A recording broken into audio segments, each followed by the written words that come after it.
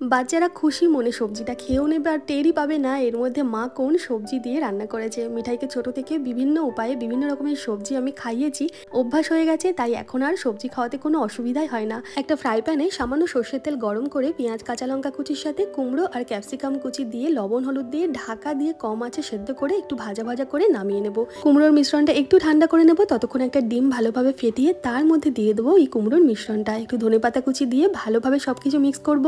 রান্নায় অনেকটা তেল ইউজ করেছি, তাই আর নতুন করে তেল ইউজ করব না, ব্যবহার করব অডি ইকোবেকের কুকিং পেপার সার্কেল। স্টিমার আর এয়ার ফ্রায়ার তো বটেই, এছাড়া গ্যাস স্টোভ মাইক্রো ওভেনেও কিন্তু এটা কার্যকরী। আর আমি রান্নাটা করছি গ্যাস ওভেনেই। ফ্রাই প্যানের উপর অডি ইকোবেকের কুকিং পেপারটা বিছিয়ে ওপর থেকে মিশ্রণটা ঢেলে একটু সাদা তেল ছড়িয়ে ঢাকা দিয়ে কম আছে 5 মিনিট মতন স্টিম করলেই আমাদের কুমড়োর অমলেট রেডি হয়ে যাবে। পিৎজা কাটারের সাহায্যে সুন্দরভাবে পিস করে স্কুলের টিফিনে দিয়ে দেবো পুরোটাই। একটু টমেটো সস যদি সাথে থাকে খেতে আরও ভালো লাগবে।